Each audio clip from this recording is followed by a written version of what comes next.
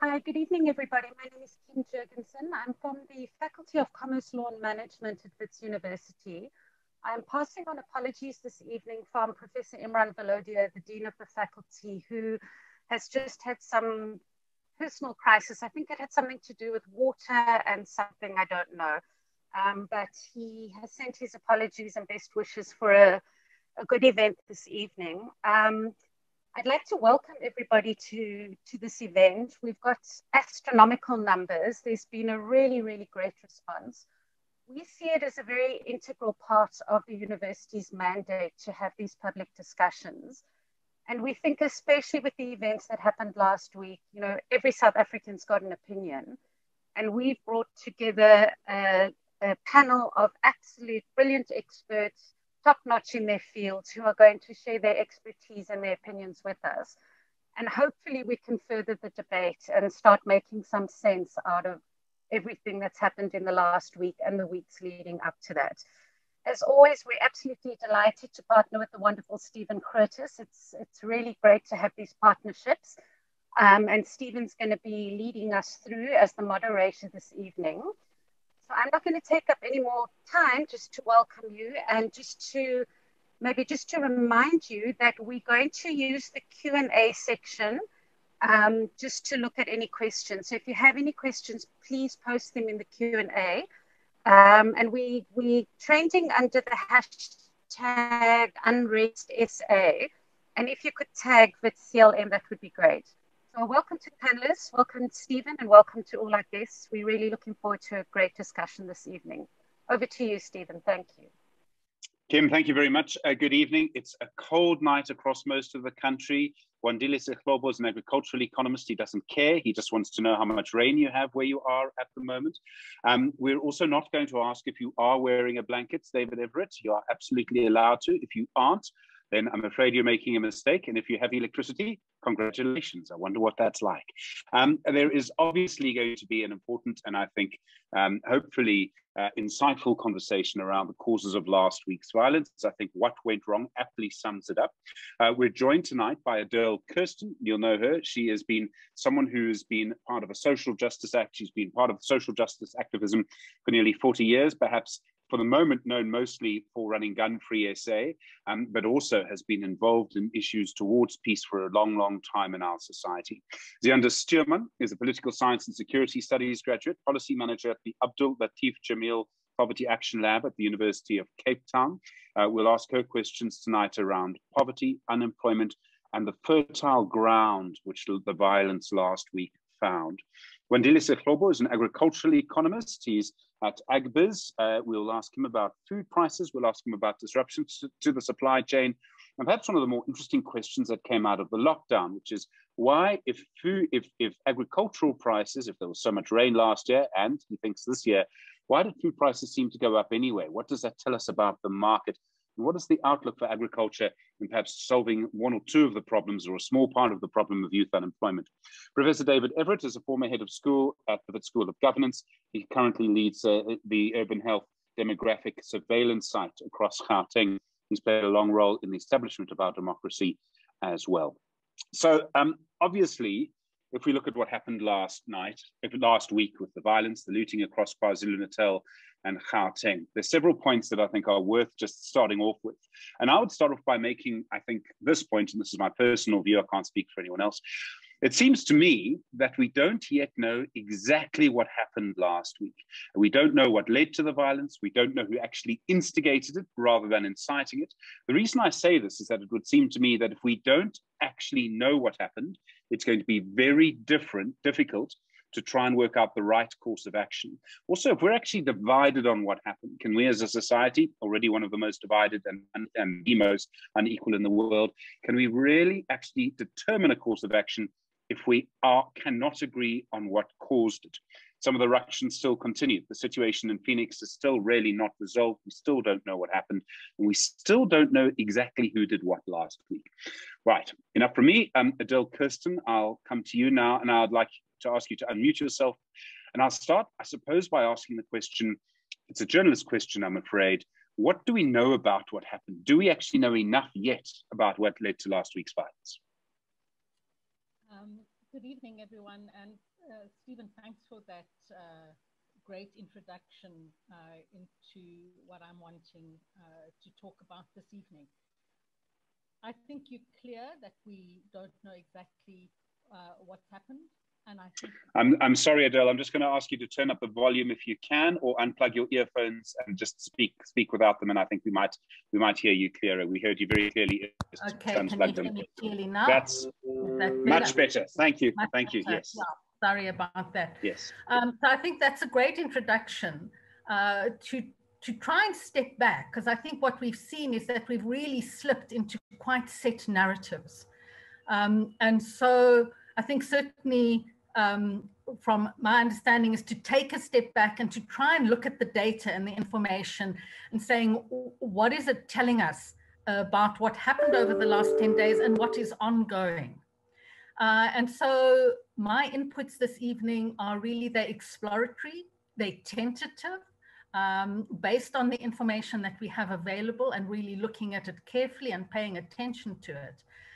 And in some instances, actually really asking more questions rather than providing the answers. So what I'm going to do is I'm just going to really very briefly kind of come to my input through some kind of framing of trying to understand violence, what it is, and then we'll offer 3 key observations of the last 10 days. So to start off with, trying to grapple with violence and its meaning, and it has different meanings, it has different definitions, and theorists over the last kind of century have come at it from different angles. So we have someone like Johan Galtung, who talks about violence as a learned behavior. We have the World Health Organization that really sees it from a public health perspective. And then we have people like Tilly, who mainly looks at collective violence and makes the point that collective violence is often most prevalent in societies in which there's a weak state. And I think that's part of what we're seeing is collective violence, but obviously with incidents of interpersonal violence. I think at first glance, and I think this is for most of us, I don't think there are many people who see violence as something that's nice or acceptable. But I think at first glance, I mean, violence is chaotic, it's unpredictable, it's terrifying. But in order to try and move through this moment, part of what you see, irrespective of whether you coming at it from a whatever discipline, as a criminologist, as a psychologist, a sociologist, that the thing about violence, and this is what all disciplines would agree, is that it has patterns. It has internal codes of organizing. There are different forms of violence, like if we think of instrumental violence, where violence is a deliberate choice, is made around using violence to achieve a certain goal. And I think we've seen many of these things, of these patterns and these features over the last 10 days. And I think and in the question time, we can go into it in a bit more detail. And I think it's always, in a way, there's always a dialectic in violence and confrontation between 2 different forces. And the key elements in the outcome of determining what the outcome is of that interaction is weapons, the numbers, and as well as in the appetite for violence. And again, if you can just use some of those elements to think about what has been happening over the last 10 days, I think it helps us begin to get some idea of some of the patterns of what's been happening. So my 3 key observations. Number 1 is to ask the question, what do we understand and accept as what is a measure of successful defense of property? We need to ask that question. Do we accept that life and the loss of life might be a necessary cost we have to pay to defend property and infrastructure, and significant infrastructure? Is it legitimate? Is it necessary? And whose life are we willing to sacrifice in order to defend property? So that's a question we really have to grapple with. And we need to be looking at who gets killed and who does the killing. So we know that just an hour ago, the latest number, 337 people killed. Of those, over 60% are murders. 213 people, there are murder dockets opened. 124 are inquests, which means the death is seen as unintentional. We know very little else about those numbers, whether how many were gunshots, what other kind of deaths ensued. But that's just to kind of give you a picture of, again, bringing us back to the question of, you know, what is the measure of a successful defense of property? And if the loss of life is seen as a kind of collateral, then what are we unleashing into our society? So second observation is what I call the weapons effect. And I don't really have to go into too much detail, is we saw many, many examples, whether through photographs, through media reporting, of civilians organizing, mobilizing at community level in order to protect both private and public property. Many were armed, not all. And we've seen again that there seem to be kind of both race and class differences in terms of what kinds of weapons were mobilized by civilians protecting against a perceived threat. And of course, it took various forms.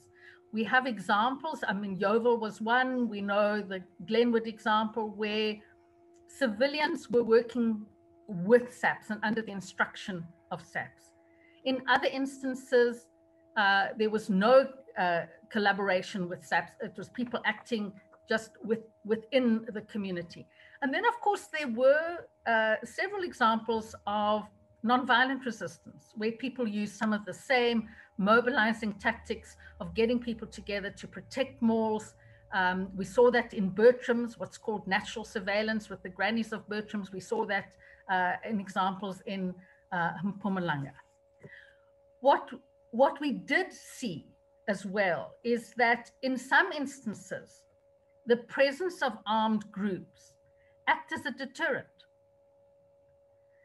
But that's a temporary reprieve. So we saw that at Maponya Mall. We saw that at several other malls, and in particular in some communities in KZN. So the temporary reprieve is that the looting was stopped, but until it doesn't. And this is a key thing in criminology. So this thing of using increased security, increased numbers, increased weaponry. In criminology, it's known as the displacement effect of crime. And what happens is, in the first instance, and this is known as the first displacement, is you do what's called target hardening. So it means you increase your security, you increase your weapons, and you drive away opportunistic crime. So it's successful. But the second displacement, and this is key, is that it comes back, but more violent. So if we think of Maponya Mall, that the group that was approaching Maponya Mall, they assessed the situation, they were outnumbered, they were outgunned, and there's a standoff and they retreat. The issue is when they come back next time, they're going to know that we need numbers and we need more guns. And we've seen that right now. A warning went out this morning to all KZN police stations that they needed to increase their security on their armories, because there was word that people who were unable to complete some of what was happening in KZN were wanting more weapons. And so that's a perfect example of the weapons effect, is that the weapon does act as a deterrent, but it's temporary. And what it does is the presence of weapons escalates the violence, and of course it increases the risk for both serious injury and death. And we're hearing reports from Chris Hani Baragwanath about the number of gunshot victims that they've had to deal with in the last week. The third point and third observation that I want to make is, I think we all saw it, is the speed and the ease with which our society mobilizes violence against violence, in response to violence, or in response to a perception of the threat of violence. Rapid mobilization at community level, but not just that. If you look and do a kind of a bit of a scan of the social media, I mean, there wasn't a sense of, you know, people we need to organize to prevent this. It's people we need to organize to fight. Get your guns and let's murder these guys. That's our language. That's the one thing we share, is the language of violence and how to mobilize violence in response to violence. And I mean, even taxi operators, you know, suddenly have become heroes. They, for most of us, you know, I think most people find, you know, they're not the most liked people, even though they're providing an essential service.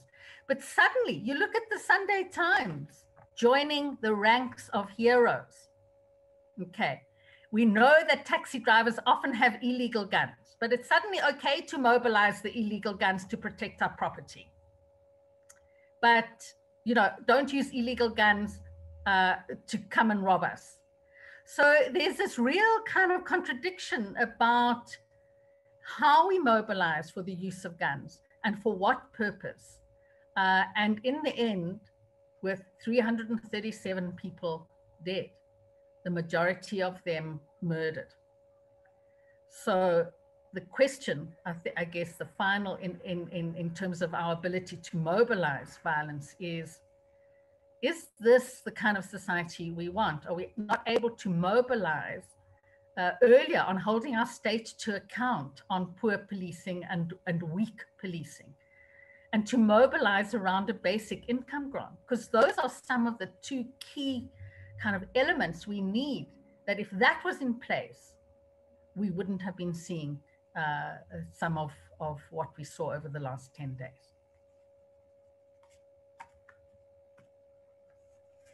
Adele, thank you very much indeed. Very lucid explanation, very detailed explanation of some of what happened. The issue of a basic income grant, of course, is something that's absolutely flowed from this, but a very interesting idea as well around taxi drivers. Thank you. Just a reminder, if you've got questions, if you don't, I don't know what to say, but if you do, please put them on the chat box. Just, you know, keep touching or hitting your screen until you see, you know, chat, and go from there, Q&A, and we'll put those through. And also just, you know, get all the hashtags right if you are tweeting, if you can. Ziyanda, Stuurman, good evening. We all know that without the conditions on the ground, youth unemployment, I mean, depending on which estimate you use, over 70% after the pandemic, certainly around, I think 56% was the sort of official figure, depending on which official figure you use before the pandemic. We know that we have the highest inequality in the world. We all know this, we see it, and we see it more and more driving around, walking around now. Obviously, this all provided fertile ground for what happened. Yeah, no, I you know, absolutely agree with that, Stephen. And good evening to my fellow panelists and everyone who's out there watching and listening tonight.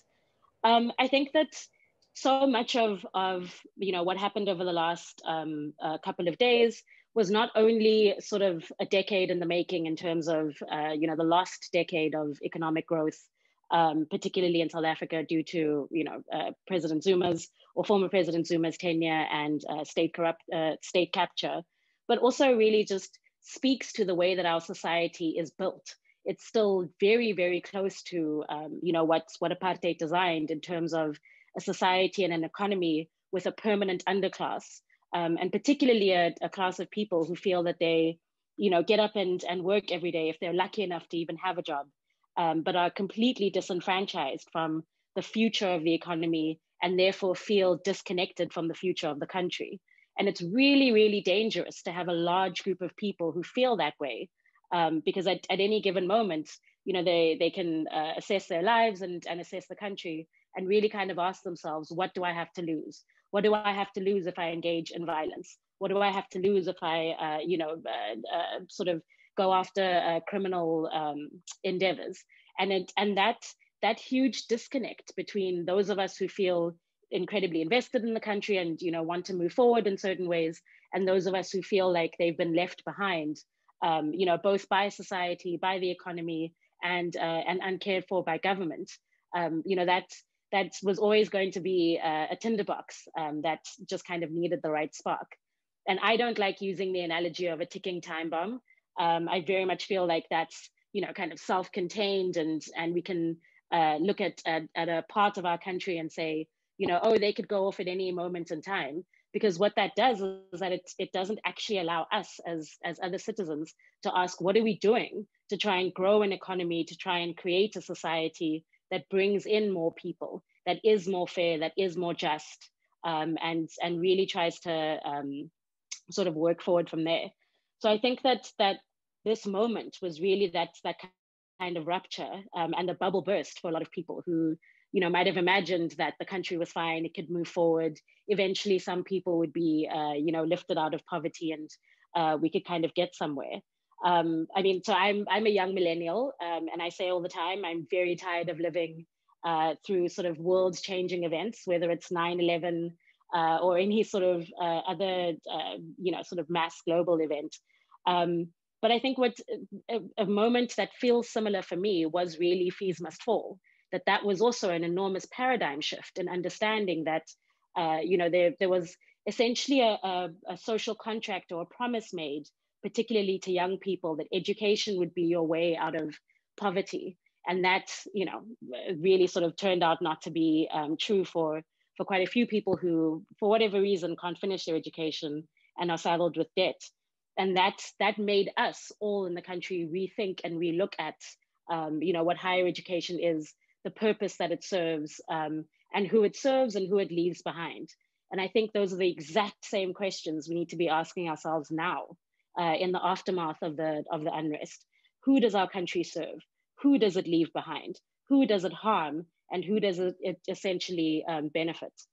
And in asking those questions, a really important sort of part of the research and writing that I do, particularly on policing, I think those are the same questions we have to ask of the police. You know, we were failed by our intelligence. We were failed by our police service. We were failed in terms of being forewarned of this happening, at least from a state security side. And so it then becomes really important to understand that the police response now, hugely late, first of all, but also is a wrong response. You know, you now have the police going to Sebokeng, you know, knocking on doors, going door by door and demanding receipts. My goodness, that is just for looted goods that are going to be destroyed. They even, you know, they admitted that.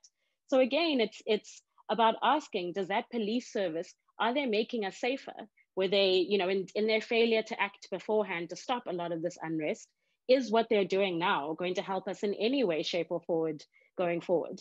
And I don't want to live in a country where the police are now going door to door and they're taking, you know, microwaves and small appliances from people and even confiscating looted food. How does that make me safer? It actually makes the situation worse. So it's also about really determining both what has happened on a social level and where our economy and our society has contributed, but at the very same time, the failures in our policing where they've contributed. And if we're going to be okay with how they're choosing to deal with the situation now. I'm not going to answer for everybody. Everybody obviously has their own personal opinion. I have my own. But those are, again, the sort of introspective questions that we need to ask ourselves and not necessarily want to move immediately into this kumbaya, you know, look at all of these videos of people cleaning up the street. That's great, fantastic. I'm so glad that people did that, but we need so much more going forward. And we need to do so much more to end the cycle, really, where we fail, you know, the people in our society who are hardest hit, you know, by unemployment, by poverty, by inequality, and very importantly, who are hardest hit by the COVID-19 lockdowns and everything that meant.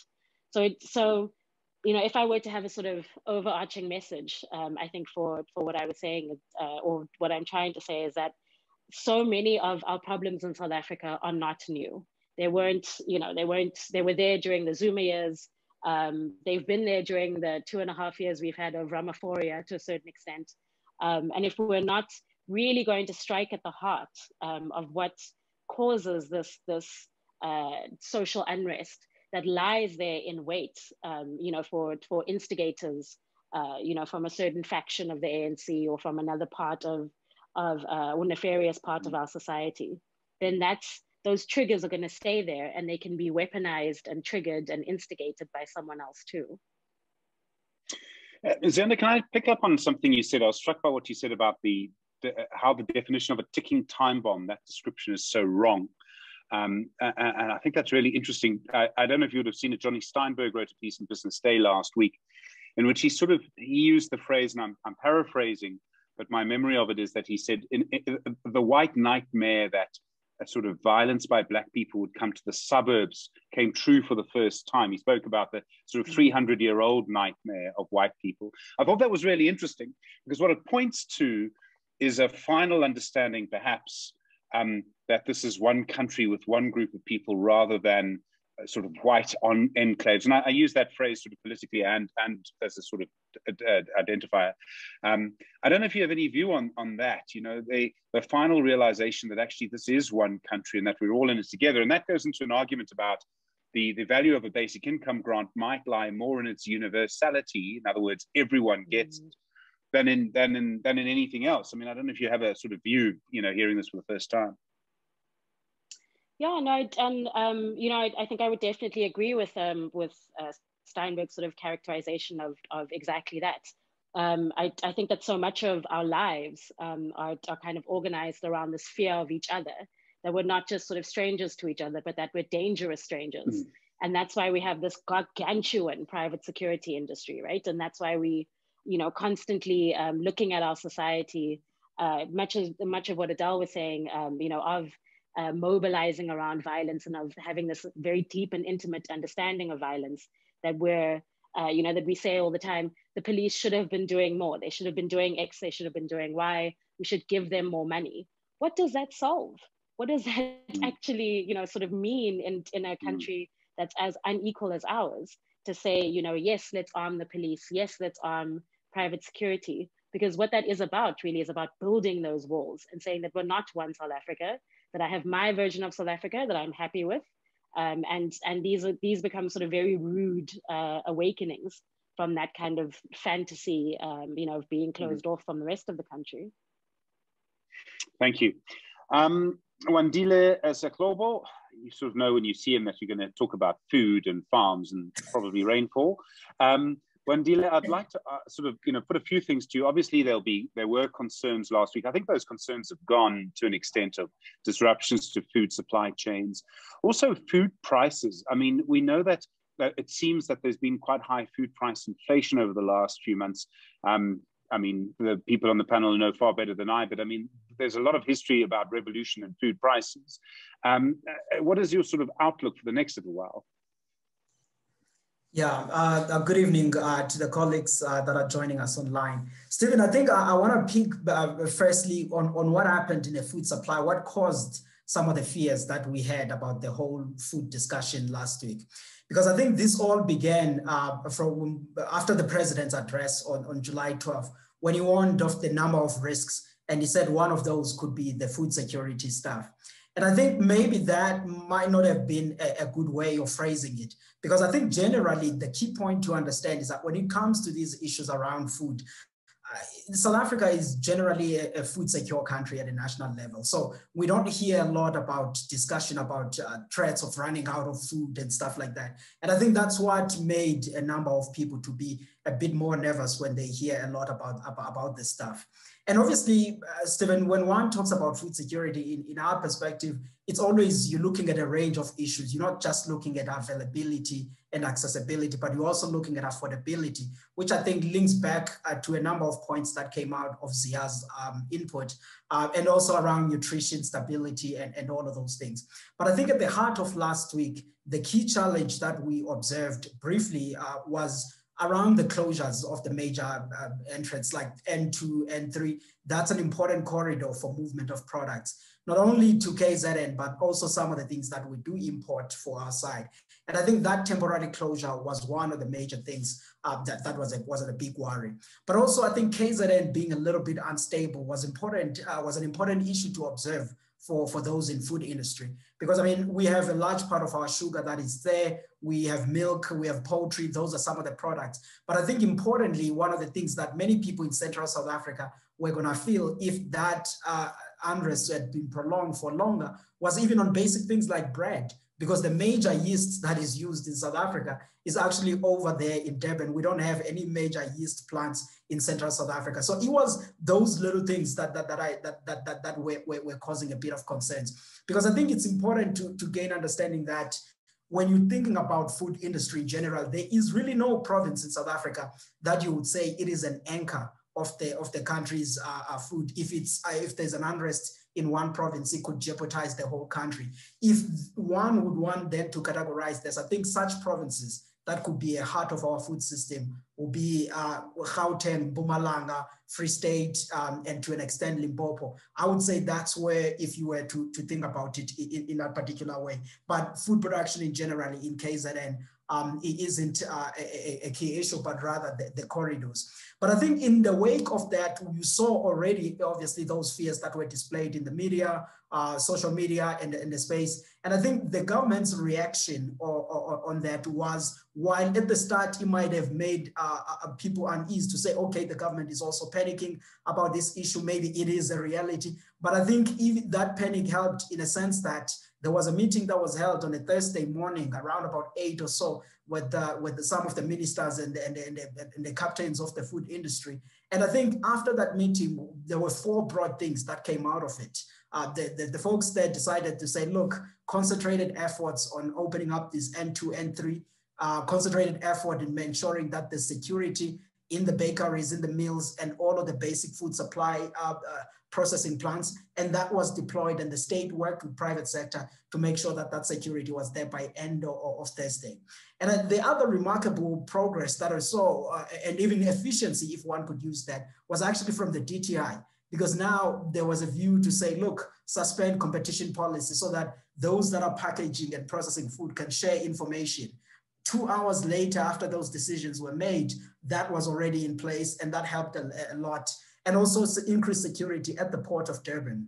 That assisted a great deal because it allowed some of the products that were still halfway being offloaded, like wheat, for example, by the time the unrest intensified, were able to make sure that all of those processes were done swiftly, and you minimized to an extent the cost of those activities there. And I think that assisted. By the time we go at the end of Friday, July 16 last week, the food system was already somewhat, normalizing to an extent, but obviously not reaching all the parts of KZN, because there was a major damage that was done in the distribution houses and some of the warehouses. And I think the full impact of that to the communities in KZN and some small towns is something that is going to last for a while, because at the end of the day, some of this disruption being caused by some of the very challenging problems that Zia explained, but I think at the end of it, they end up also causing much more pain to the very same communities, because rebuilding some of this infrastructure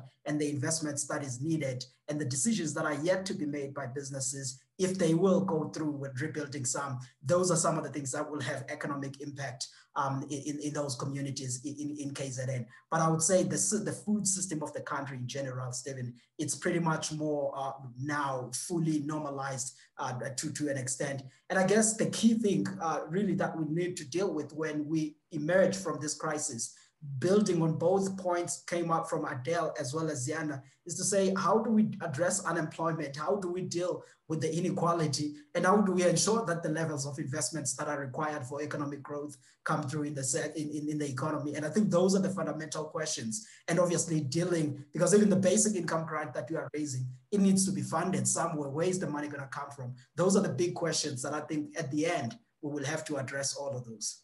Thanks, Stephen.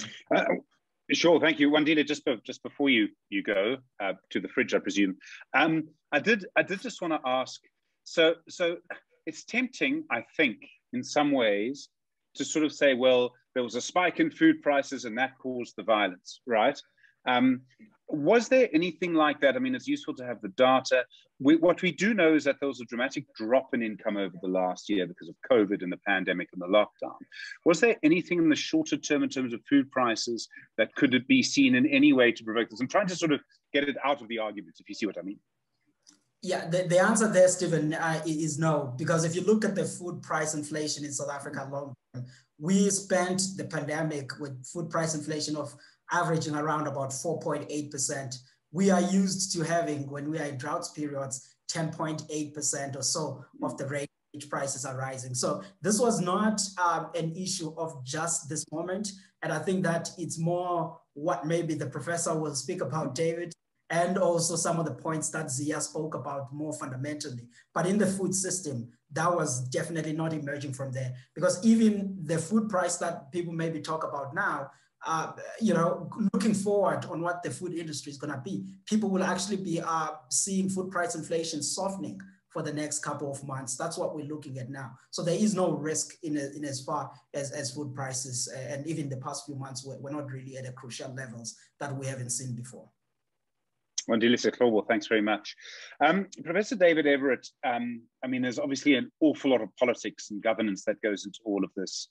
I did want to ask David about, so the levels of orchestration, the levels of organization, and then key to that really is a question of why didn't it spread to other provinces? Now, Gauteng and KZN, the two most populous provinces, they're two of the three biggest economies. They're both massive. There are all sorts of arguments put forward as to why those two provinces.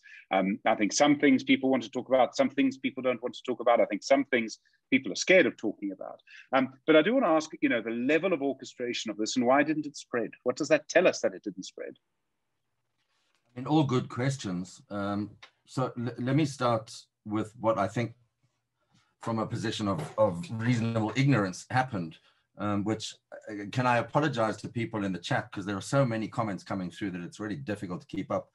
And for all of those of my colleagues who are giving me a hard time, no, it's not water. Yes, it is a glass of red wine, and I apologize. It's a cold night, but I'm getting so much abuse on the cell phone. It's beyond belief. I mean, I think there have been three main attempted explanations, and I've been responsible for part of one of them. And that is, was this an insurrection that failed? And that's certainly how the president presented it. The Mbeki Foundation presented this as counter-revolution, which I guess you could see why that would be an argument. Many people have said this is sedition.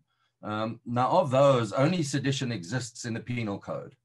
So you can't be guilty of counter-revolution. In a court of law, you can be accused of it, or, you know, and I'm sure many of us will be or have been, but it's not a crime.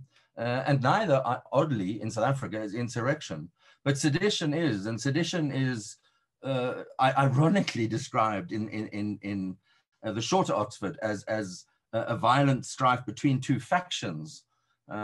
So that kind of gives you a sense of immediately where we're heading. And then, of course, with a view to overthrowing the state. But I would add a fourth category that people are not talking about. And I do see people in the chat asking for kind of cause and analysis of what went on. And I think this is an act of treason. And I think we should begin to use the language of treason. I think that, I mean, I loved Ziyanda's input and those of Adele and my colleague Wandile, but how many poor people on the basis of their ethics said, I don't loot, I'm not going, this is just wrong. I'm not doing it. I don't care if people have told me I won't get caught. It's morally or ethically wrong. And there must be millions of poor, cold, starving people in those areas where the violence happened who said, this is wrong. I will not do it. So I really think we need to be in a space where we totally take on board Ziyanda's argument, but don't make it a kind of, oh, the poor had a legitimate reason to rise up, because they didn't all rise up.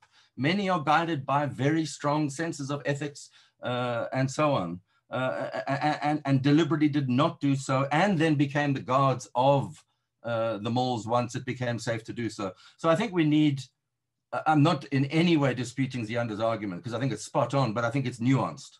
So let's not just paint the poor that way. But I think very clearly what was happening was that you needed a trigger. Goes to your question, Stephen. The trigger was, without question, Zuma being put into prison. I don't think any of us imagined that although many of us in civil society were calling for people to be wearing the orange uniforms, I don't think any of us thought that Zuma would be the first person to put one on. Whether you're happy about that or not depends on your politics. I leave that to you. But there was clearly celebration in some quarters and possibly commiseration in others. But I think the game was very clear. I mean, once he, at the very last minute, gives himself up, you immediately start trying to destabilize the state. And so so on the one hand, you do have very poor, hungry, and it should be said cold people, you know, who are told, if you go to this mall, there will be no consequences. Whether you're stealing frozen chicken or a 53-inch television, no one's going to touch you, even if it doesn't fit in your car. And we've all seen that video of that poor man trying to fit his stolen TV into a small car. Steal a bigger car, I think, is the answer. And so, you know, when you hear the Peter Maritzburg Chamber of Commerce talk, I think it was them, talking about the incredible sophistication with which malls were opened to start with. Just malls are very secure at night when they're locked up. Then all security cameras were taken. Then the recordings was taken. And then the backups of the recordings were taken.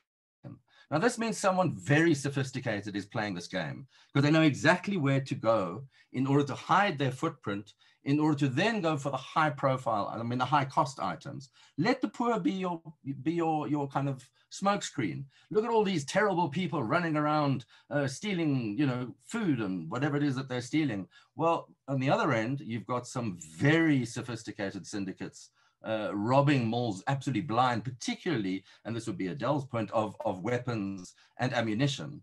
And then behind them, you have a political angle, which is, if we can shake the state enough, we can begin to, and that's your point about why didn't it spread. So if we can get the whole country to begin to feel destabilized, uncomfortable, this isn't, you know, violent, you know, it's not working. Well, we, as the Ret faction, will say, well, if only you would release former President Zuma, all of this would go. The concomitant side of that is, and of course, President Ramaphosa will have to stand down because he's lost control. And so no one said the word coup d'etat, but it's a very neat way of doing a coup, which is just get the poor to kind of cause a lot of problems by guaranteeing them security, not because they're going to do this by some kind of failed morality. They're not the undeserving poor. They merely happen to be poor. And so you get them to rattle the state, and you hope that behind that, you're able to engineer, it's almost Trumpian, you know, with his fantasies about coming back into being president. You can engineer a situation where your first prize is Ramaphosa out of power, because Ramaphosa has made institutions work again. That's why Jacob Zuma is in prison, is because the justice cluster is working.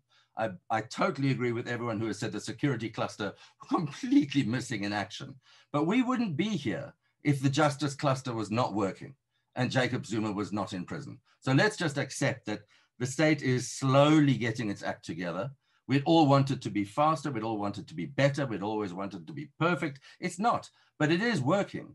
And so I think what you had was a situation where, on the basis of Zuma playing, and the foundation and the family and all the rest of the hangers-on playing the Zulu ethnic nationalist card, you can certainly destabilize a province. And if you destabilize KZN, you will, without question, destabilize the hostels in Johannesburg. We see this when there's xenophobic violence. We see this every time anything happens in KZN. It happens in George Goch and Denver and the others that are down near Jewel Street. And that happened. Surprise, surprise. The hostels are run by Izinduna. You know, and I know this from listening to the Premier giving us the provincial address, in which he said he's in daily, if not hourly, contact with the Induna in the hostels to try and stop this violence happening. And so I think there are layers going on here, and you can pick your area of focus and interest. But I think if you don't see it as a big, complicated mess, you're in danger of missing the very complicated messiness of it. But I think it's vital that we understand, to my mind, and I'm happy to be shouted down, but to my mind, this was an overt attempt by those who have only two choices, which is destabilize the country and keep me out of jail, or I'm in jail. That's the choice they face now, because the justice cluster is after them. We've seen Ace Magashule out of the ANC and in the dock in court. Carl Niehaus out of the ANC. The list goes on. So the noose is tightening. And as the noose gets tighter, the stakes rise or raise. And the violence, of course, is unleashed because, as Ziyanda made the point, and so did Adele, we've got 400 years of teaching each other that violence is the way you sort out your problems, particularly if you're black, you know, a shambok, a gun, or whatever. But violence will be the solution. It won't be discussion. It won't be taking tea together. And so I think, you know, it's those successive layers. But I worry that if we focus too much on the poor, they were almost the smokescreen behind which all of these other players, including the criminal syndicates, but particularly the political syndicates, were playing their games. So I think that would be my take on both what happened and why it didn't spread. What interest does Northwest have in Zulu nationalism? Nothing. Or in Mpumalanga or Limpopo or anywhere else. It doesn't matter. The only place where there's a large proportion of Zulu-speaking people living directly next to each other is the hostels in Johannesburg, and that's where it spread to. David, can I ask, just as a sort of follow-up, I mean, we obviously, I think all except the arrest of Zuma was the trigger point, must have been. Do you think they have the power to do it again? I mean, if they've now, if on your version, people have been able to access money, access resources, steal what they stole, does it make it easier to try it again? It's really good. I mean, yes. So, I mean, I think what we saw was from the playbook of any quasi-revolutionary movement, and it's also the playbook from Die Hard 4, if you really want, which is knock out the infrastructure. You know, poor people do not attack cell phone towers, and yet they were attacked. Poor people do not attack community radio stations, and yet they were attacked. Poor people do not attack reservoirs, but they were attacked, as were electricity substations. And so when you put all of that into the mix, I think you get a very different picture of what's going on than the one that we're being presented with. Can it happen again? I suspect that was a fairly sophisticated, I use very strong quotation marks, that was the attempt at a genuine overthrow of Ramaphosa. I think without question, and I think Adele described very well the extent to which we've become, violence is our first. It's not the last thing we go for. It's the first thing we go for is, can I clap you? And if not, okay, let's talk, because we've reached an impasse. And I think in that sense, it could very, very easily happen again. And if you take what Ziyanda was, the point she was making about poverty, the points my colleague Wandile was making, you know, there are, the vast majority of people remain poor, they remain hungry. In this ridiculous weather, they remain absolutely freezing. And this was an opportunity that was presented to them as loot without consequence. If that is offered again, I'm sure there are people who will take it. We all saw the street kids who have nothing to lose, you know, aimlessly throwing bricks at kind of shuttered windows in the hope that maybe, and one of them threw a brick into his mate's face, which of course is when you get your news off TikTok. But I think the possibility of this exploding again is there, but not with this level of sophistication in the short term, is my guess. But I'm not a securocrat. I'm just a sad academic. So who am I to say?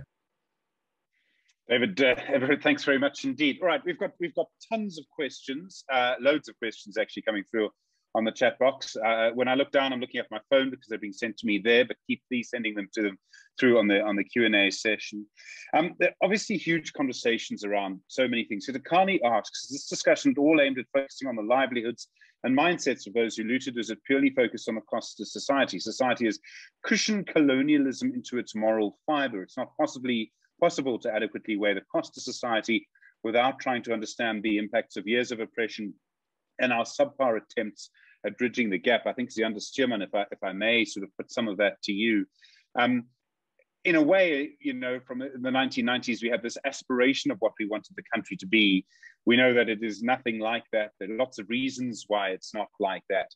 But I mean, this must be true that, colonialism is still absolutely with us in South Africa today. Yeah, no, I definitely, wouldn't argue against that. I think that almost any sort of sector or part of South African society or the economy and governance as well is deeply affected by the history of colonialism, of apartheid, and of 2.5 decades at this point of sort of neoliberal economics. I think that this is a really great question because it also sums up the just centuries of history that our transition to democracy came up against. There was obviously a lot of hope and a lot of optimism, in that time. But I think that we also lost an opportunity for incredibly kind of radical and decisive change from what we'd had before.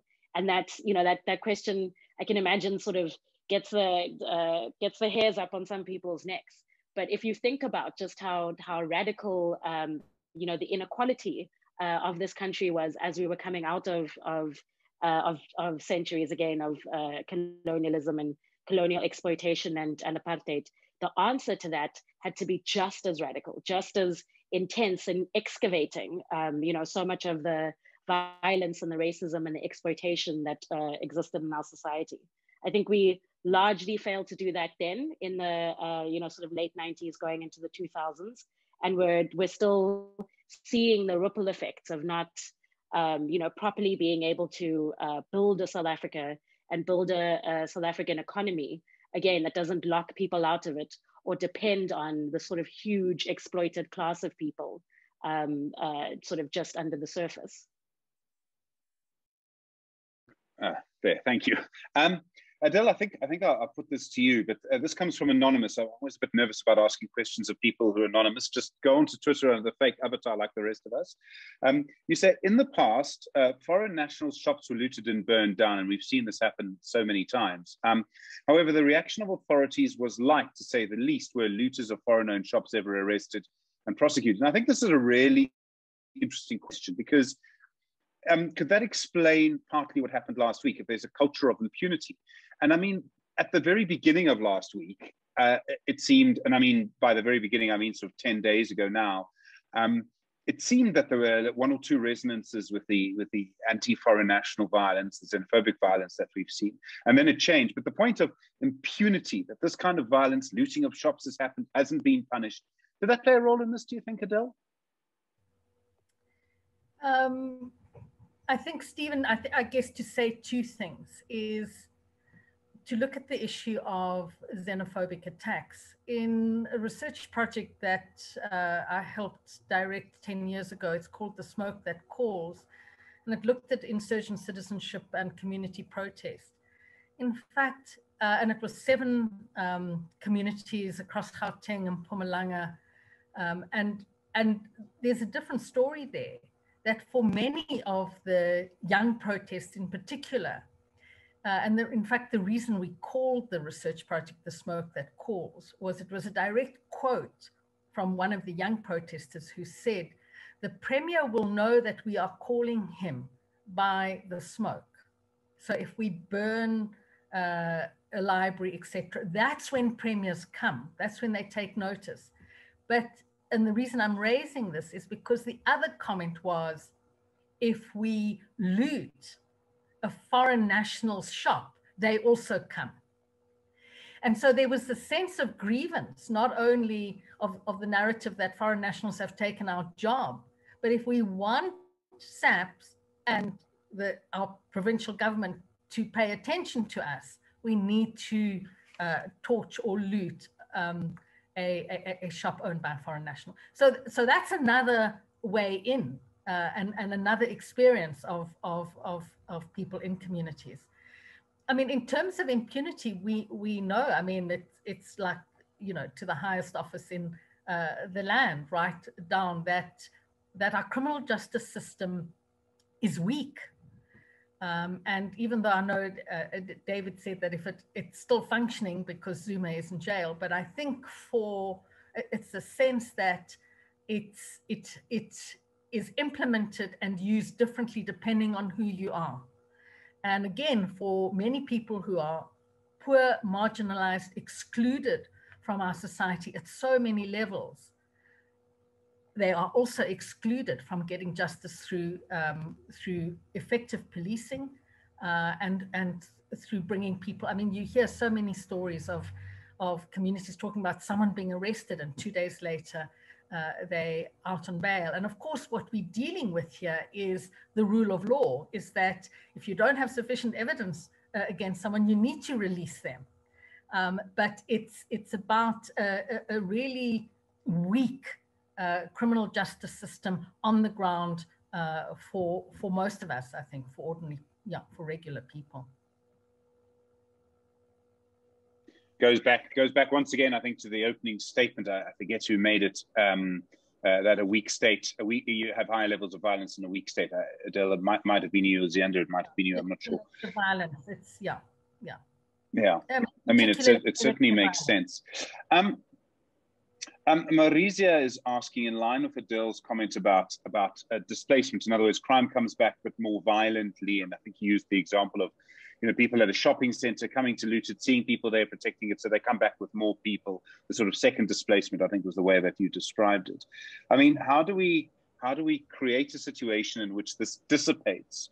And obviously, we can talk about the basic income grant, and Ziyanda, I do want to come to you a little bit in a minute on that. But Adele, how do we stop? How do we try and dissipate this risk? And I mean, the most likely state response to this is probably to increase the number of police officers yet again. And the response of people in middle class areas is most likely to, have 2 security companies, not 1. That's not going to be the response that stops this. Yeah. So I think 2 things. One is we have to kick it upstream.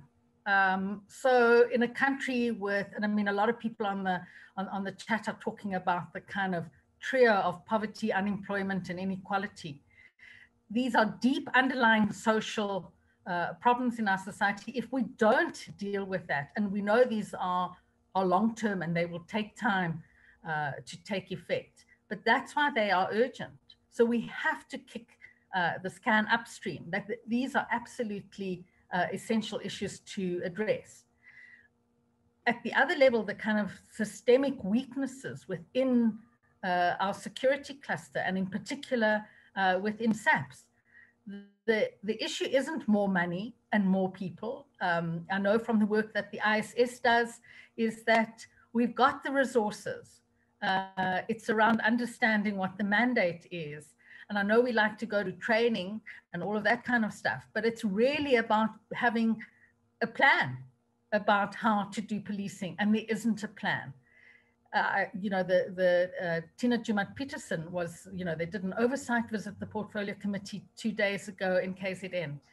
And the knee-jerk response is, we don't have enough resources, we don't have enough cops, and we don't have enough money because our budget's been cut.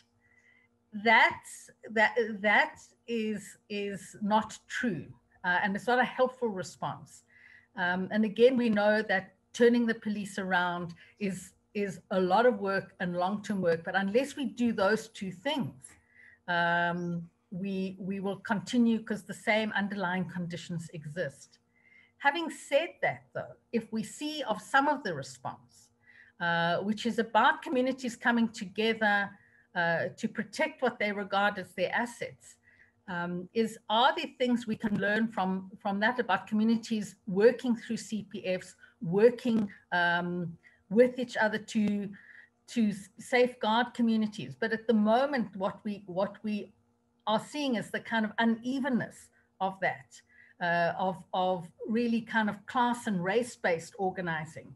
And I think I feel like that's a whole area that certainly from my side haven't looked at carefully enough. And I think just to say that Niran Tulsi has written a really interesting piece in the New Frame today, where he combines his own personal story and where he then provides a really kind of overview of what happened. And similar to what David is saying is he tracks 3 kind of moments in the looting where the kind of strong men come and they open up the malls, and then people come in and take what they need, and then at night the buckies and SUVs come with taking the TVs and the kind of you know, electronic goods.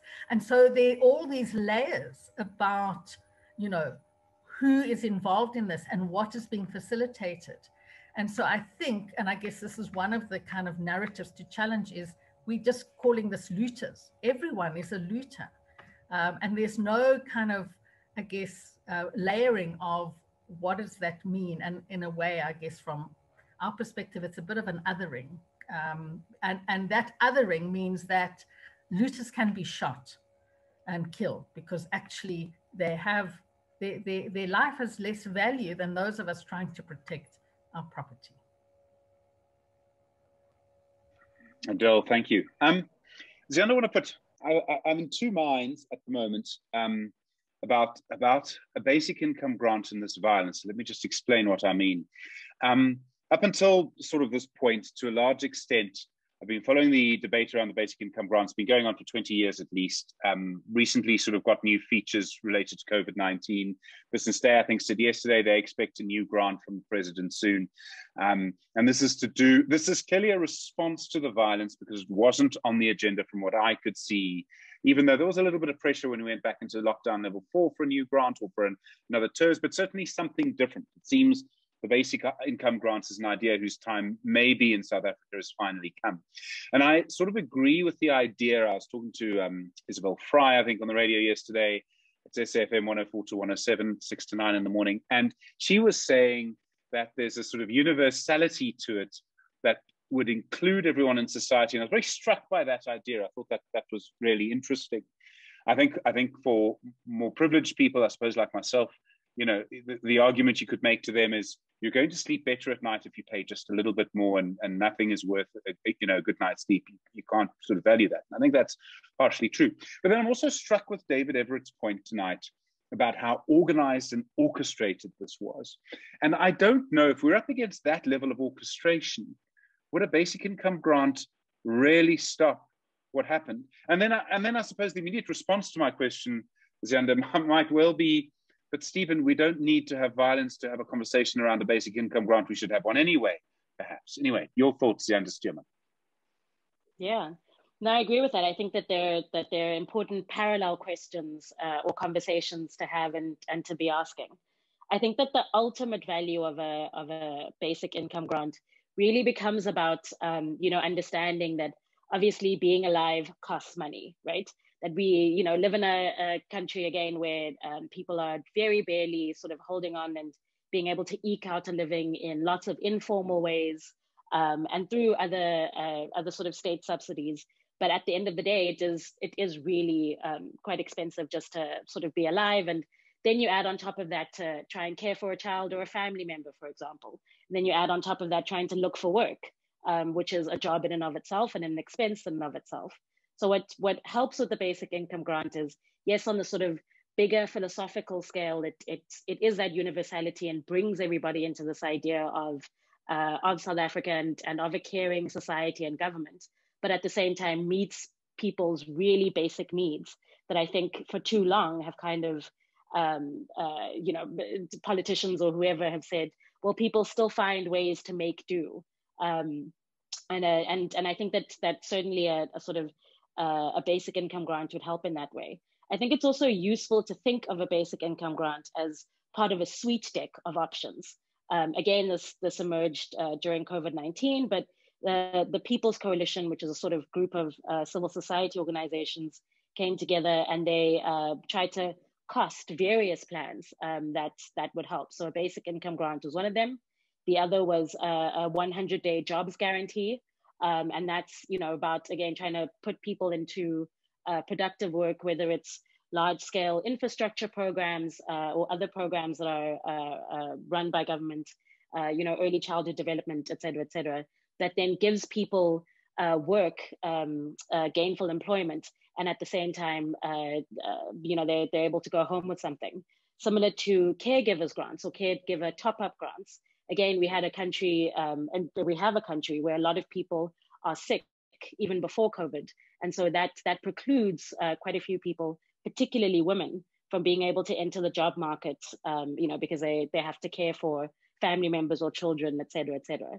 So it's the BIG, and the idea for a BIG is certainly one part of it. And I think that what this moment calls for us to do is to really kind of look at various options that are out there, the BIG being one of them, but others that are useful as well. And just to make one final point on this sort of idea of a BIG and budgets and money, I very much agree with what Adele was saying, in terms of the sort of immediate responses. The police need more money, they need more this, they need more that. In the last 2 years, we spent 95 billion Rand and 99 billion Rand on the police budget. Where did that money go? I'm super curious if anybody in the comments has ever actually read, an annual report by the police and has line items and understands that, because that's where we should be asking, where's the money going for policing? Why isn't it working? Why is there a huge chasm between the way we experience policing and how much we spend on it? And then we can start really asking, why aren't the police preventing crime? Why is that not a huge part of what they're doing in their mandate? And that complicates then the question of, we should be pouring more money into a police service, because why pour more money into it if we can't see any real tangible value from what we're getting? But how can you have a VIP protection unit without a police service, Ziyanda? You make such an interesting point. Wandile Sihlobo, I can't even remember, I think it was one dark, warm night in 2019, Tito Mboweni out of nowhere released a set of Treasury proposals that were going to grow the economy. One of them involved tourism, and we're just going to, for the rest of the conversation, I'm afraid, remove tourism from the conversation because it can't help us. But the other conversation was that agriculture could be a way to create jobs, to get income. And one of the things that we've seen, I mean, Newsroom Africa had Channel 405 on DSTV, had reporters in Bergville on the way down to the N3, and you saw how people there just, had no form of income whatsoever. Agriculture is something that could work there. Is it possible that agriculture could really make a difference? Or is the market, the way the industry works around the world, uses far fewer people than it used to? It just doesn't work like that anymore. Yeah, Stephen, I want to use also this opportunity while I'm on the floor to put one question to my colleague, David. The first one, not to David but just generally on this comment. I think when we talk about the basic income grant, we need to also clarify about how are we going to fund this. And I think we need to do a lot of work in there. My colleague, Azaya Mhlanga, he has a column out at Business Day this evening where he lays out some scenarios on that end. And I do think that we need to be careful about how we deal with that conversation. It is necessary, crucial for South Africa, but I think we need to think deeply about the funding of it. But also, to your point, before going to the point I want to raise to David, I mean, agriculture, yes, there is an opportunity to grow the sector, expand and create jobs and everything. There are prospects there. And I think the absorption of people, particularly those who are in a least skilled sector, we do have a capacity at which we can create closer to 1 million jobs or so in agriculture. So, but there are certain prerequisites that needs to be done, and that lies part on the state. It starts with infrastructure, it starts with land, it goes to security that needs to be addressed. So there's a number of things that needs to be laid out to achieve that goal. And I guess the other one, then it ties on with the point that on the backdrop of what David explained about the intricacies and the sophistication of this, if you are now sitting in the private sector, you are looking at putting money so that there could be some economic activity, jobs to come in. What signals should we look for to see that the state has managed to close off all of these pain points that could cause instability? Because what could I tell now some of the folks that are in agriculture about KZN? Are you comfortable to say, look, put all of these big infrastructure in this area? How certain are you about the prospects of the other Unrest? What are those key things that we should look for? But to your question, Stephen, there's a lot of prerequisites that needs to be attended to, but the potential is there. I suppose having potential is an important thing. David, Everatt, there have been one or two sort of questions, one or two issues that sort of have come up that I've been looking at putting to you. Zama Moyo asks, to David, if indeed we can put down the violent looting to sedition and treason in particular, what are the implications for the security cluster's approach, both in quelling any further outbreaks, but also for securing the country going forward, and given particularly the socio-economic profile of South Africa? And I mean, feel free to say whatever you like about the State Security Agency, because man, oh man, there's nothing good to say about it. I think even if I said it on this platform and wherever we are, YouTube, or they wouldn't know. So I'm not worried. You know, I think treason is, let me just say that I'm married to a lawyer, so I claim none of this intelligence. I made her tell me over supper what the argument was. But, you know, the penal code classifies treason as high treason, you know, Guy Fawkes and all that stuff. But if you are attempting an armed overthrow of the state, not, you know, in other words, you're fomenting, you're organizing, and you're using the poor as your kind of battering ram, as you like, but behind it you have these layers of sophistication. I think it means that the security cluster is so out of its depth it doesn't know where it is. So I do think the justice cluster is working well, and I don't necessarily agree with Adele on that one. I mean, I do think that the NPA has been got new head, got new middle, got new budget, as do the Hawks, as do various others. I think SAPS is your real problem. I think it's full of dead wood. It seems to spend its entire life at leadership level fighting over who can be closer to criminal gangs than anyone else, and can we get you out the way? Sorry, I'm going to get shot for this. You know, sorry, I mustn't say shot in front of Adele, I know, because I'll get stabbed. There you go, it's better. There's no guns involved. But I think that if you want to understand this, you can. It's kind of like the way a magician works. It's misdirection. It's like, look at this hand, and I'm swapping the coin in this one. So you can look at all the poor, and you can, as Ziyanda said, you know, you can really hammer them. You can say, we're going to arrest every one of them. We're going to take back the fridge, freezer, whatever it is that you took, even down to the frozen kind of piece of chicken that you took. What on earth are you going to achieve by doing that? You're going to harm the poor even more than they're already in trouble. You know, the security cluster needs to say, was or was this not, through a rational process of engaging the evidence. And it's the Minister of State Security who came out and said, we foiled attacks on electricity substations. So it's not like they don't know, or at least don't claim to know, let me put it that way. So if they're sitting on the intelligence, why the hell are they not acting on it? That's the real question. Because in order to stop an attack on a substation, anyone who's been vague or has watched Die Hard 4, my favorite reference point in this, attacking a substation is not something you do summa, you know, just off the cuff. It takes planning, it takes sophistication, it takes technical know-how, it takes people on the inside. You've got to develop your assets so that you can find your way in, all that stuff. So if Ayanda Dlodlo's people were in there, why on earth didn't they stop this? Why on earth didn't they raise the red flag earlier? There must have been a signal that says go. And the security cluster claims that they were in there and stopping it.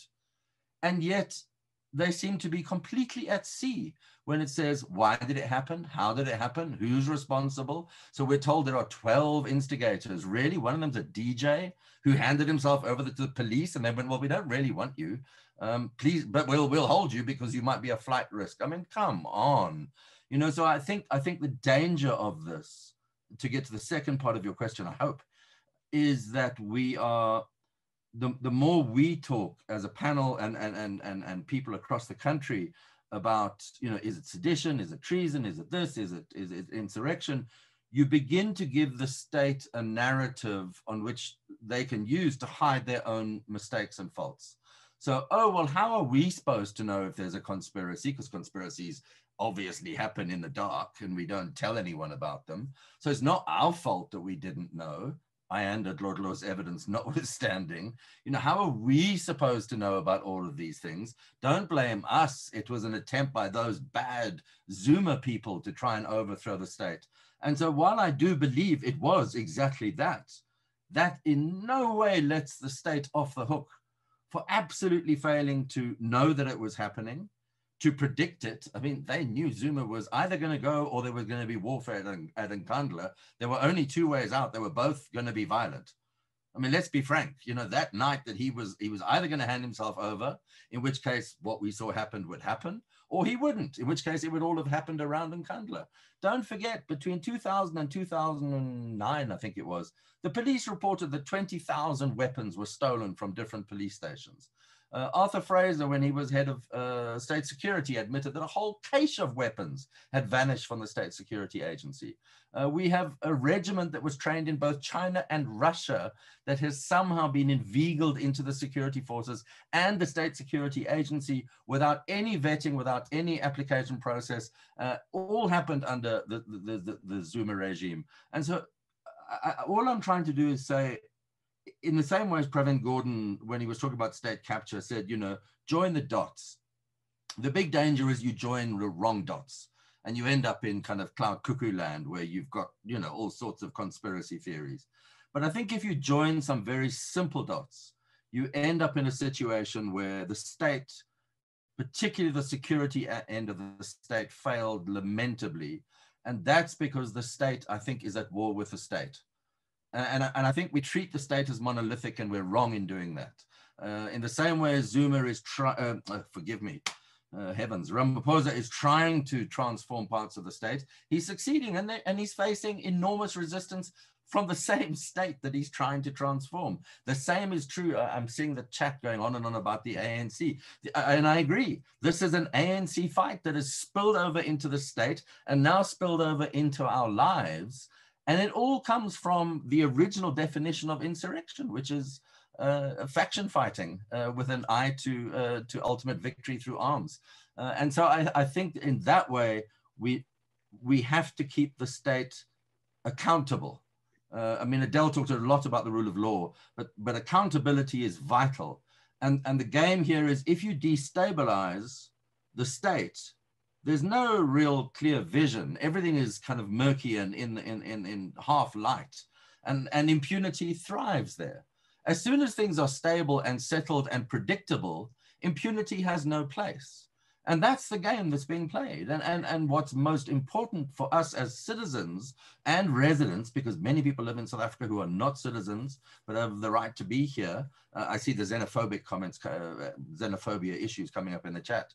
I think it's vital that we understand that for them and for us, what we want is normality, predictability, in fact, a boring life that tries to help the people that Ziyanda and Wandile were talking about, while not letting the state say, well, it's not our fault, we never knew. How would you know? It's a conspiracy, don't blame us. And I think that's where they're heading, and it's a very, very worrying space for them to try and occupy. Sure. Okay, we've got 10 minutes left. Wandile, I do want to put a question from Daniel, who asks, what should the role of government be in making reparations for losses, particularly through SAST, the South African Special Risks Insurance Association? So this is about insurance payouts for damage and business interruption. Should indemnification be extended beyond those who are insured into those who do not have insurance? In other words, I think to sum up Daniel's question, should companies that are not insured be paid out by SASRIA, and how important insurance is generally to the sort of rebuilding of KZN, Wandile? Sure. Yeah, I'm going to have to be careful there, because I mean, it's not something that I think about a lot. But I imagine insurance companies will deal with those that are insured. But then the question is, say, those that were not insured, should the state intervene? Does the state have the money? And it was in those bases, even when I was commenting on the issue of the basic income grant, to say these are all necessary and important things, but we have to think about the source of revenue or funding some of these options. And I guess that's going to be one of the contentious points, because now if you were to start to say, okay, you are popping a lot of money saving businesses, the argument that may well has come from society is to say, okay, you are giving money to these businesses. What about the poor that needs to be supported? So how do you make those trade-offs is going to be very difficult for me. And I guess it leads Stephen back to the point that I wanted my colleague David. I'm going to have to catch him after this webinar to say, what should the businesses look for to see that there is that improvement? What should be those indicators that they need to watch? Because at the end of the day, to come out of Ziyanda as an issue about people being in despair, not out of work, you need business activity, you need employment to happen.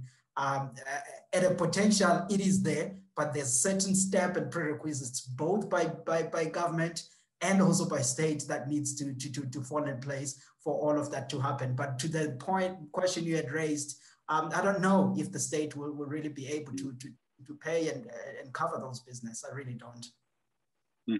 Okay, it's sort of final comment time, I'm afraid. Ziyanda, I'm going to ask you to start. The question, I suppose, is what is your outlook? What do you think happens next? Do you think, and Ziyanda, I'll give you literally 2 minutes, good luck with that.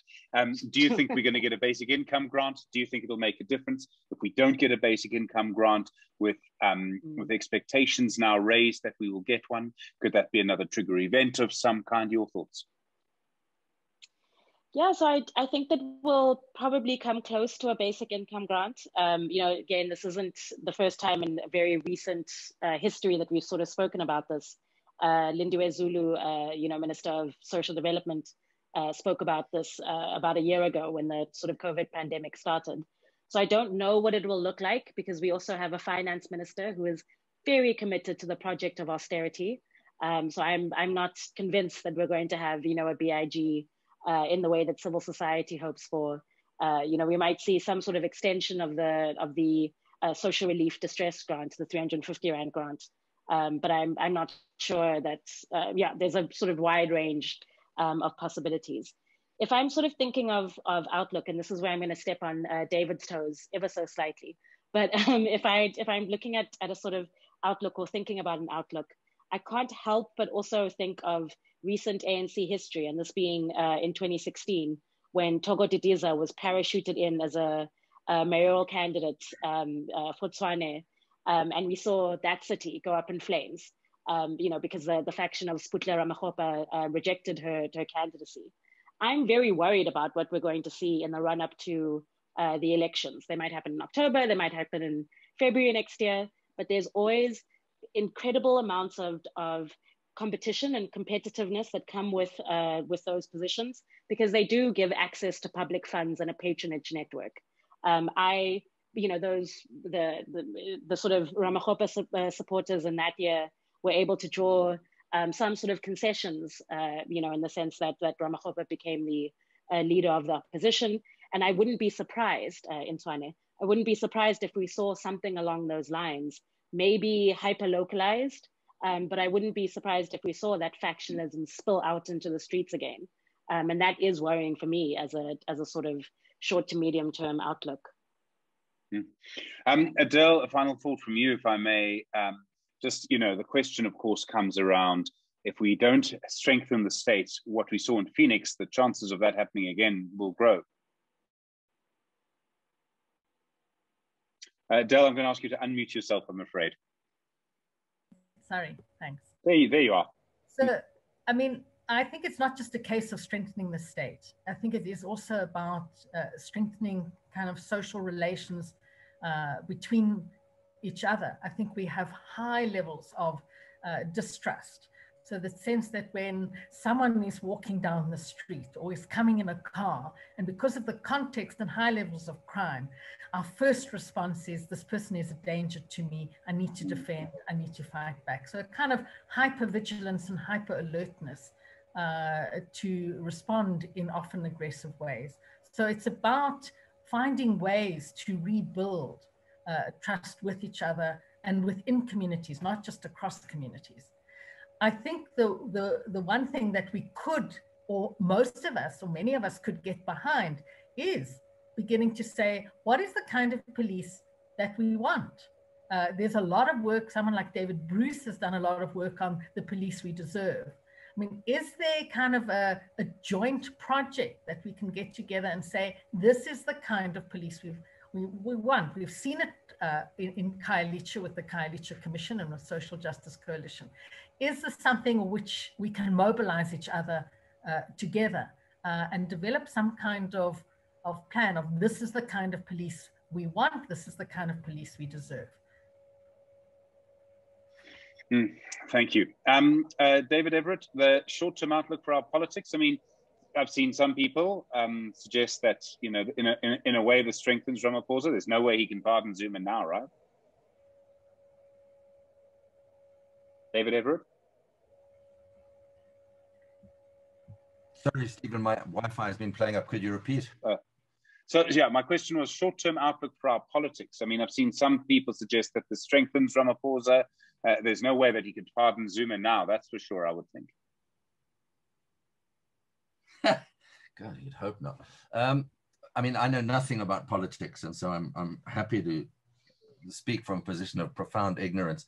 I mean, I think that this was one of the last throws of the dice from the anti-Ramaphosa faction, because he has maneuvered himself, and dare I say, that some of my earlier articles in the conversation said, I told you so. But we all kind of said at the beginning of his presidency, this is going to be a slow chess match. This is not going to be fireworks, blood on the floor, heads on pikes, all the kind of revenge that we want for 50 billion rand being stolen from the state. And so when we talk about, and I see the chat in the column about, oh, the middle class must pay, and oh, where's the money going to come from? Well, we've lost 50 billion rand, and the money's going to have to come from somewhere, because poor people have to eat, and they have the right to eat. And I think until the middle class get out of their little bubble of feeling victimized and, oh, we must be taxed, and oh, it's our fault. No, it's not. It's about trying to create a decent society where everyone has an equal chance of fulfilling their lives and their children's lives. And how anyone could object to that by paying a few more rands on their taxes is just beyond me. And so I think in terms of the politics of it, it seems to me that what this has done, so long as the president plays his cards right, he's emerged as the most genuinely committed and democratic president we've had in a while, as in the last decade. He's strengthening the state, he's moving against the enemies of the state, and he's trying to put us back on a track where we know where we're going, and we can begin to worry about Wandile's confidence signals to the private sector. We'll also be able to talk to the poor meaningfully with a social grant, a basic income grant that actually puts food in people's stomachs. And I really worry when I see comments in that chat thing saying, oh, it's just moving the goalposts, oh, it's just a waste of time. No, it's not. The difference between starving and eating is fundamental. And if we don't accept that these are things that we are morally obliged to do, and if you're not religious, then you're ethically obliged to do, then I'm not sure why we're having this conversation at all, because clearly people don't want to be part of the society. But for the society to work, some people have to give up stuff. And that's generally us, the white middle class that benefited so handsomely from the past. We do have to give up stuff. That's how it works, so that other people can join us in this middle class status with all these lovely things, while people in shacks don't even have electricity and couldn't give a damn when they switch off the power, because it makes no difference to their lives. And so I think there's a little bit of realism, a little bit less self-pity from the middle classes, a little bit more empathy for the working classes and the non-working poor. And I think we might begin to find a space in which we are able to say, we went through this together. It's not a kumbaya to clean it up. I agree with, I think it was Adele who made that point. You know, this isn't a great moment of nation building, but it can be a really important moment, because when you and I are knee deep in the muck, cleaning it up, we are building something that we would not have built before, because I wouldn't have met you. And it's only because we live in the same neighborhood that whether we're Black, white, Indian, Muslim, Christian, I don't care. We're there cleaning it up. And I think from those one-on-one relationships, you can begin to build something that can withstand any future attack on the democracy. David Everatt, thank you. Wandile, final word to an economist appropriately. It is about food. The short term, obviously, is to restore economic confidence. Yeah, I mean, I think, yeah, I wouldn't even want to trump it with economic statistics, but I think building on David's point, we all have, most of us, at least in this podcast, have green passports. So we have to try to make the country work.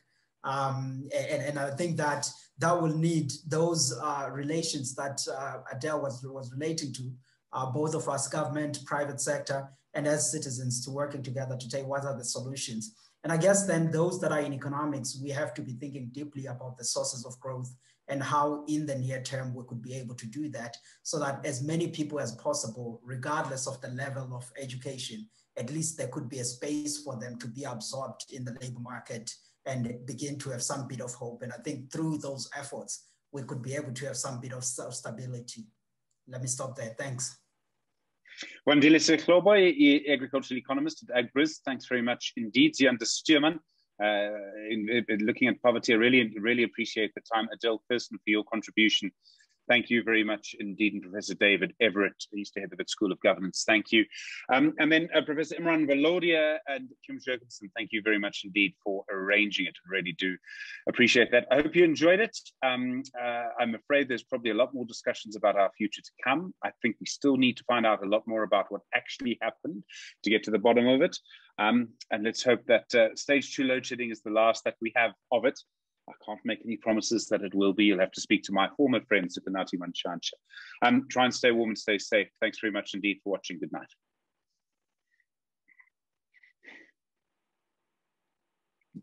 Good night.